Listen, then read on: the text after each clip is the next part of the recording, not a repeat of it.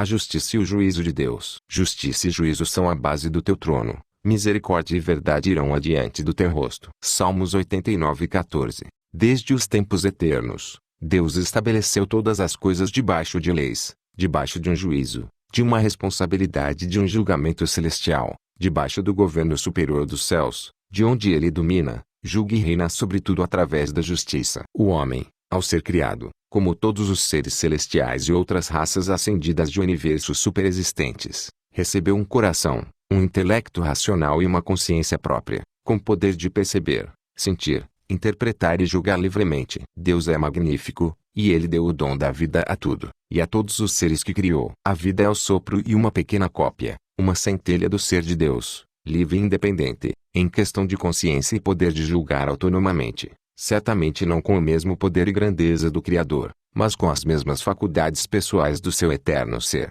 em questão de consciência, existência própria, poder de raciocinar, pensar e sentir por si mesmos, de maneira que vive e existe pessoalmente como um ser que tem uma existência e identidade particular, sem sofrer absolutamente nenhuma imposição de vontade forçada ou intervenção compulsória de Deus sobre os seus sentimentos, entendimento, julgamentos e escolhas. Os seres criados, ao receberem o dom da vida, são autoexistentes e livres para ver, crer e julgar por si mesmos quando lhes são manifestas a sublime pessoa, os atributos e as obras de Deus estabelecidas em todo o reino da criação, o seu eterno poder, as suas maravilhas, a sua grandeza, a sua majestade, o seu esplendor, a sua justiça, a sua sabedoria, a sua bondade, o seu amor, a sua glória e a sua verdade. E formou o Senhor Deus o homem do pó da terra, e soprou em suas narinas o fôlego da vida, e o homem foi feito alma vivente. Gênesis 2:7. Deus criou o homem, e todos os exércitos celestiais debaixo do seu reino superior de luz,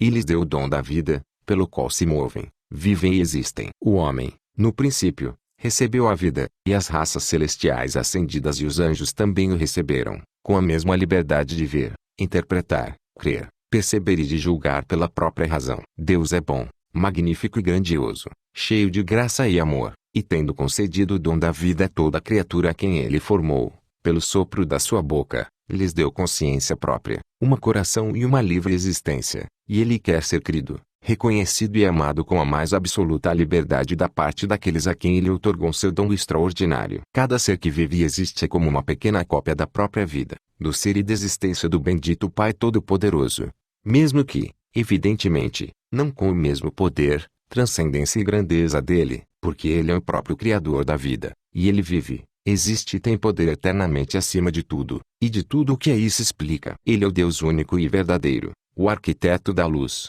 que vive e subsiste antes e acima de todos os ciclos existenciais eternos. Ele é o princípio e o fim de todas as coisas. Ele criou todas as coisas em seu Filho, dentro da existência ou da inexistência, mesmo o ser, o sentir, o espaço, o tempo, o existir, o hoje, o sempre e a eternidade. Pela palavra do Senhor foram feitos os céus, e todo o exército deles pelo Espírito da sua boca. Salmos 33:6. Aprova o bendito conselho da sua vontade de criar todas as coisas em mistério para com todos os seres, mesmo para com os sublimes anjos de luz que superexistem cheios de poder na eternidade, para que por este ocultamento parcial do seu ser, que é inalcançável, e da verdade superior absoluta, fosse possível a criação da fé, da consciência, do livre-arbítrio, da inteligência, do entendimento, do raciocínio, da sabedoria, da razão, da liberdade, da escolha, da moralidade, das virtudes, da ética, da responsabilidade, da justiça e do juízo,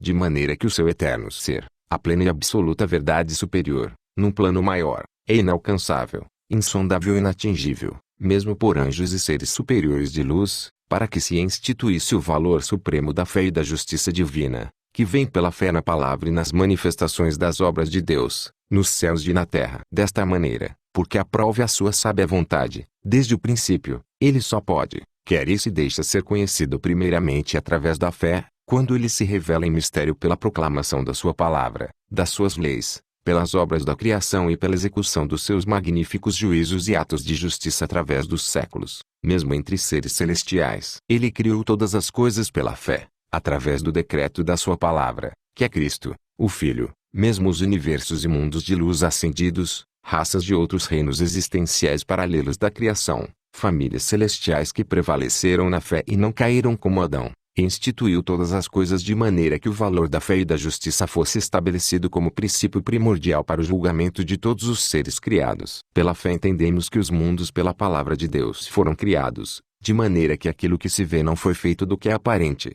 Hebreus 11:3. Desta maneira, desde o começo da criação, foi instituído o princípio da fé em Deus, que é fiel e justo, santo e verdadeiro, através da apresentação metafórica do seu eterno ser e da sua verdade, pela proclamação da sua palavra, pela evidência das suas leis e manifestações do seu eterno poder, impressas nas suas grandes obras. Ele se revela em parábolas a todos os quais criou, e mesmo os anjos que veem a sua face não possuem o conhecimento absoluto do Onipotente, pois lhe aprove ser conhecido primeiramente através da fé. Penso que seria impossível para qualquer ser suportar ver o Todo-Poderoso em toda a plenitude do seu ser infinitamente transcendente e continuar subsistindo. Somente o Filho de Deus conhece o Pai em plenitude, e aqueles a quem o Filho lhes quiser revelar. Contudo, este conhecimento começa através da fé na sua palavra e nas evidências da criação, conhecendo o Senhor primeiro em mistério e amor, e como Deus é infinito, maravilhoso e transcendente, ele existe independente da própria existência,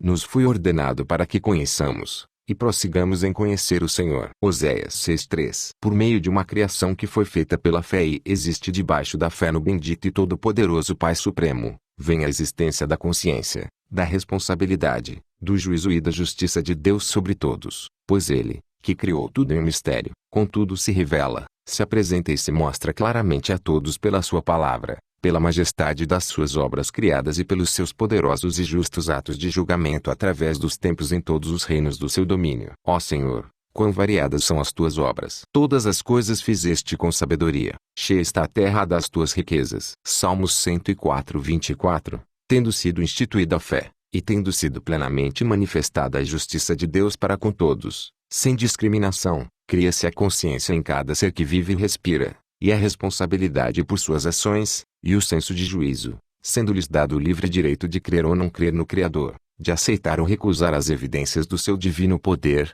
da sua justiça, da sua fidelidade, do seu caráter, do seu supremo governo e da sua eterna verdade. E sendo cada ser, no princípio, criado livre e dotado de consciência, tendo sido a todos, sem discriminação de ninguém, manifestada a existência de Deus e do seu poder, cria-se em cada um a responsabilidade legítima e eficiente pelas obras que cada um pratica e pelos julgamentos que proferem, manifestando crer ou não crer na verdade de Deus competentemente apresentada, e sendo legalmente julgáveis e imputáveis, de acordo com o fruto de suas ações, quer tenham feito o bem ou o mal. Mesmo depois da queda de Adão, Deus providenciou uma salvação para todos, em Cristo, e por causa da obra expiatória de Cristo, que já estava determinada desde o princípio, ainda haverá uma consciência e uma oportunidade de arrependimento no coração do homem, e na consciência deste estão escritas as leis da justiça e da verdade de Deus, mesmo sobre aqueles que nunca ouviram a sua palavra específica revelada. De acordo com as Escrituras, Deus não faz acepção de pessoas e enxerga não as aparências,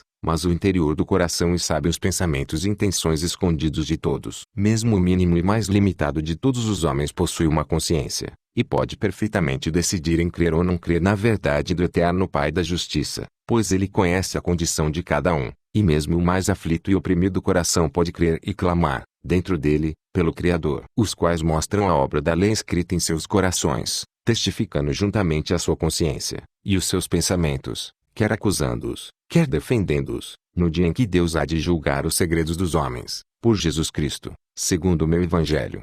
Romanos 2:15-16. Deus governa sobre tudo, e dentro deste governo supremo, ele estabeleceu preceitos e leis sobre todos, sem discriminar ninguém, e por suas leis, que são fiéis e justas, ele julga a todos com fidelidade e justiça. Ele instituiu cada lei de maneira que ela seja universal e justa, e plenamente suportável, cumprível e praticável. Praticar a justiça de Deus, se submetendo e obedecendo às suas leis, está ao alcance de todos. As suas leis são santas, sábias, justas, racionais, retas, suficientes, plenas de misericórdia e compreensíveis. Pelas suas justas leis todos os povos da criação andam na luz, e todos os universos e reinos superiores se mantêm subsistindo em harmonia, em felicidade e paz. As justas leis celestiais de Deus servem a todos os seres da criação para que andem na luz e encontrem os caminhos da vida, e para que, por meio da fé nele o engrandeçam e o glorifiquem na permanente vitória da verdade. As leis superiores de Deus promovem a paz da eternidade de todos os universos,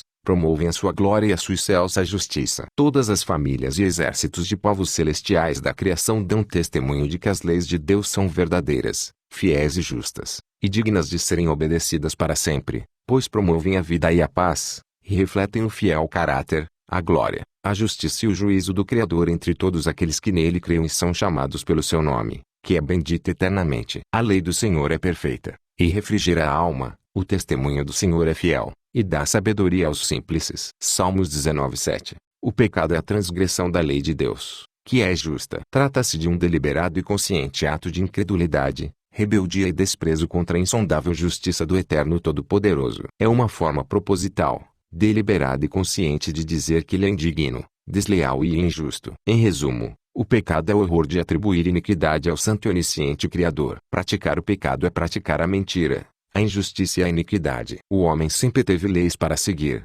desde Adão, que recebeu a vida eterna e todo o esplendor de riqueza e vida na terra, para depois herdar o universo sem fim, e mesmo ele vivia debaixo das leis universais de Deus e havia recebido um mandamento, uma pequena lei pessoal, para por meio dela demonstrar a sua fé na integridade e na fidelidade de Deus e dos seus propósitos. O povo de Israel recebeu uma lei especial para eles, que refletia a lei superior e celestial de Deus, embora não era própria, e fosse específica para eles. Todo ato feito debaixo de incredulidade contra Deus é pecado. Deus é bom, e a sua misericórdia dura para sempre, e ele também é justo, e ama a justiça e a retidão. Dizem as Escrituras. Executar qualquer obra que esteja dizendo que Deus é mau e injusto é um tremendo ato de incredulidade, calúnia e pecado contra sua imutável integridade. Dizer que Deus é mentiroso talvez seja o mais detestável de todos os pecados. O egoísta, o soberbo e o autossuficiente cheiram mal nas narinas de Deus. Os impuros, adúlteros e devassos são como cânceres na sua santa terra criada para a luz. Irmãos que dizem ser de fé que odeiam outros irmãos e fazem disputas carnais entre si são colocados de antemão no lagar dos apóstatas. Ter ciúmes, invejas e competições entre semelhantes debaixo do mesmo sol é uma pequenez de espírito. O ódio carnal destrói o próprio ser que o possui. Odiar o próximo e tirar a vida do semelhante também é dos mais negros atos demoníacos, e da mais negra calúnia contra o caráter do Eterno Pai, pois tirar ou dar a vida é um direito totalmente exclusivo somente dele, pois ele diz, manifesta e demonstra claramente que a essência da sua natureza é o mais puro perdão e amor, e só ele conhece o estado onde os ímpios passam a merecer o juízo e a pena capital. Qualquer que comete pecado, também comete iniquidade, porque o pecado é iniquidade. 1 João 3:4. Deus, em Cristo, concede novamente o dom da vida a todos, sem discriminar ninguém, com a única condição de que o homem se arrependa e creia no Evangelho, mesmo que neste mundo caído as condições de cada um podem ser extremamente diferentes, entre ricos e pobres, pequenos e poderosos, atribulados e descansados, pois no julgamento todas as condições serão consideradas nas devidas proporções. A vida existe e foi criada para a glória de Deus, e para a celebração da sua grandiosidade, e para o louvor da sua graça. Sabemos que Adão, o primeiro homem, pecou no princípio, deixando entrar legalmente no mundo a corrupção e a morte,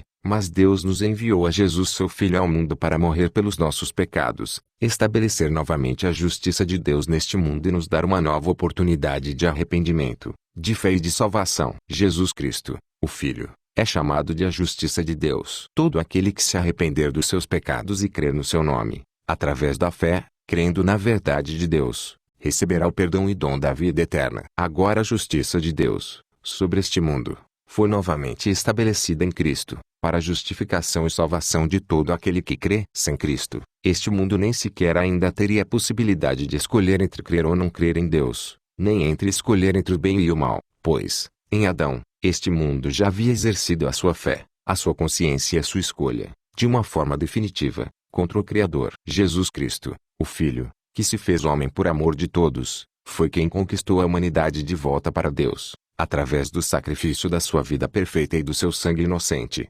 derramado pelos pecados de todos, e para a salvação dos que crerem. Por causa da obra expiatória de Cristo, o reino de Deus, que julga com justiça, foi estabelecido novamente no mundo, mesmo que o império das trevas continue dominando entre os incrédulos e nos sistemas seculares do mesmo, pois lhes foi permitido continuarem agindo, mesmo depois de totalmente derrotados, para que a prova da fé entre todos se complete até o tempo do fim. Porque Deus amou o mundo de tal maneira que deu o seu Filho unigênito, para que todo aquele que nele crê não pereça, mas tenha vida eterna. João 13:16. Agora a justiça e o juízo, que são a base do trono de Deus, estão estabelecidos novamente sobre este mundo, e o evangelho da salvação, que é a palavra de Deus, está sendo proclamado entre todos, que o Filho de Deus veio ao mundo e morreu pelos pecados de todos, venceu a morte e ressuscitou. E todos aqueles que ouvirem o evangelho, se converterem dos seus maus caminhos e crerem no testemunho de Deus, que foi manifesto no mundo através de Cristo, serão salvos. O mundo já estava condenado e sentenciado, e não havia mais nada a ser feito senão a sua destruição. Mas eis que Deus amou o mundo, e nos enviou o seu Filho, Jesus Cristo, que pagou a dívida de todos os homens para com Deus, e agora novamente está estabelecida a lei da fé e do juízo neste mundo. E todos estão novamente responsabilizados a tomarem uma posição e uma fé diante de Deus, obrigatoriamente, escolhendo entre a verdade e a mentira, entre a justiça e a injustiça, entre o bem e o mal, entre a vida e a morte, e entre a salvação e a condenação. A balança da justiça celestial de Deus está novamente sobre o mundo, e está medindo todas as obras que cada homem e mulher está praticando neste grande campo experiencial de fé, detalhadamente, e todos estão novamente livres para escolher entre crer em Deus, recebendo o testemunho de Jesus, o Filho, a quem ele enviou, ou desprezá-lo, entre aceitar a sua justiça e o seu poder, ou tratá-lo como um mentiroso, entre honrá-lo ou desonrá-lo, e entre glorificá-lo, como o único que tem poder de salvar, crendo no seu nome e praticando a verdade, ou desmerecê-lo, persistindo na prática do mal e contaminando até o cheiro espiritual da terra, que foi criada para ser habitada por homens justos e santos, debaixo do seu eterno reino de justiça, para expressar a magnífica glória da sua santidade e verdade, entre todos os que o buscam. E dizendo, o tempo está cumprido, e o reino de Deus está próximo. Arrependei-vos, e crede no Evangelho. Marcos 1:15. Paz seja com os irmãos. W. Costa.